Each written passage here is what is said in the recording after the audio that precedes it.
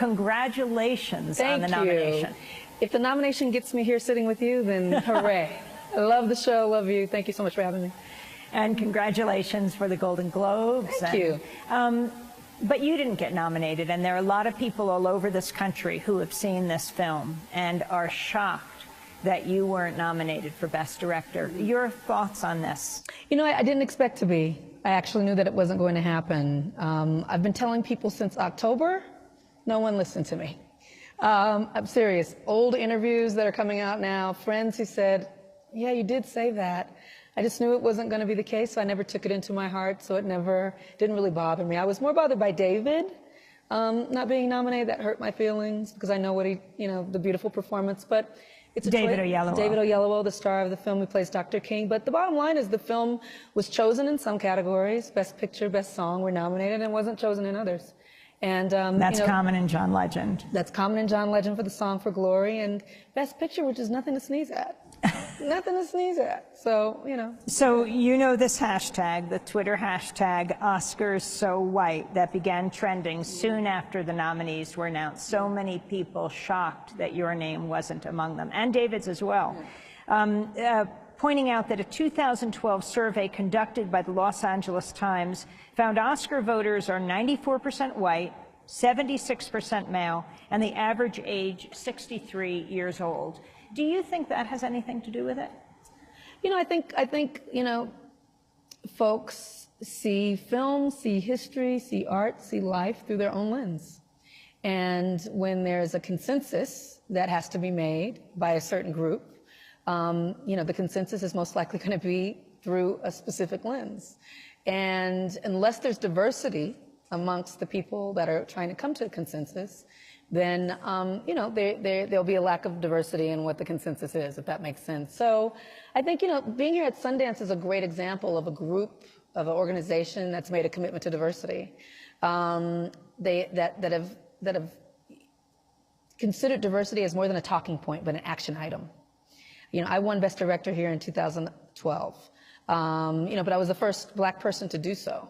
So it was a long time coming, and that being, that was for Middle of Nowhere. That was for Middle of Nowhere.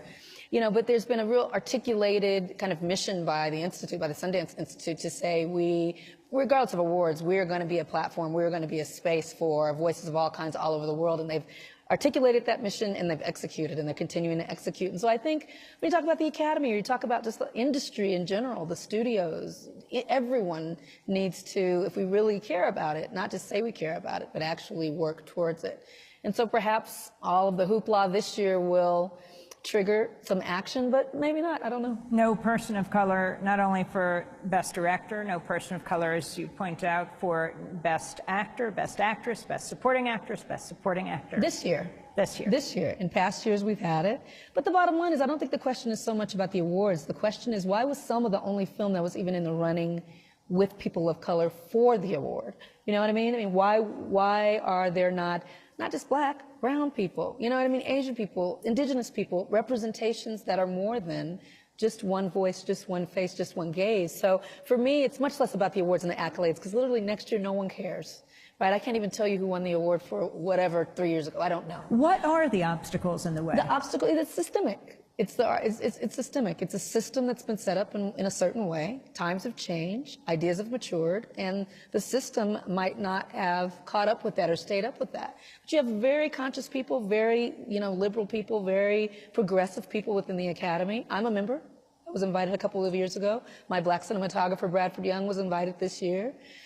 There's an attempt, but, like I said, it needs to be articulated and followed up on. I think the thing that is challenging is when people talk about it should happen, but then there's no follow-up to that. So the hope is with Cheryl Boone Isaacs, who's the new president of the Academy, and some other people there who are really intentional about wanting to see just an opening up. It's not about Selma. Maybe people just didn't like it. You know what I mean? Maybe they just didn't like it. But it's really more about Selma shouldn't have been the only hope for places of color in this kind of celebration. Well, you're clearly very self-deprecating, because Selma has been received with critical acclaim. And speaking of obstacles, let's go back 50 years. Yeah, right. To the man and the movement, That's the right. many people that you portray in Selma, which isn't a documentary, a feature film. taking on a massive obstacle in the United States, the fact that African Americans were not voting, could not vote.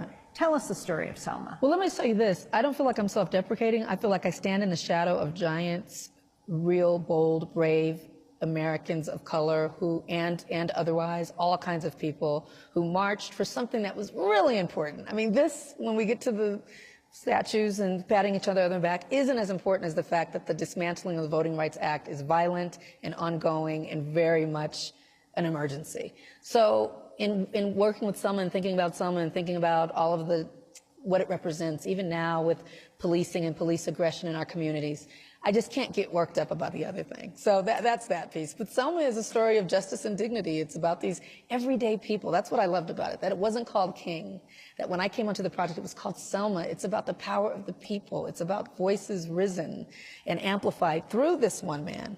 But one of the things I loved about our approach to Selma was that, you know, we didn't show King in isolation, which I think has been so much a part of, you know, this really homogenized view of him, which I think he would have hated, because it was very much always trying to amplify the people around him. He was always very deferential to his comrades, you know, fellow soldiers in the fight. And so I think he would be, because at the time he was bothered by the fact that he was the one lifted up. And why did you choose to take this on?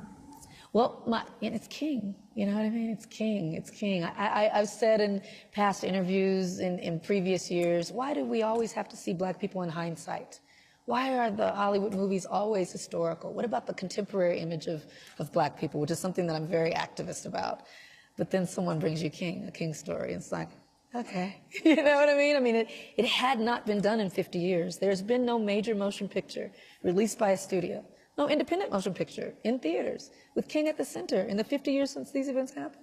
When we have biopics on all kinds of ridiculous people and nothing on King, no cinematic representation that's meaningful and centered. So it was just something I couldn't pass up. And my father's from Lowndes County, Alabama, so that's the county right between Selma and Montgomery where they walked through. And he's from that place, and he watched the march pass at 11 years old. So it's part of my family history.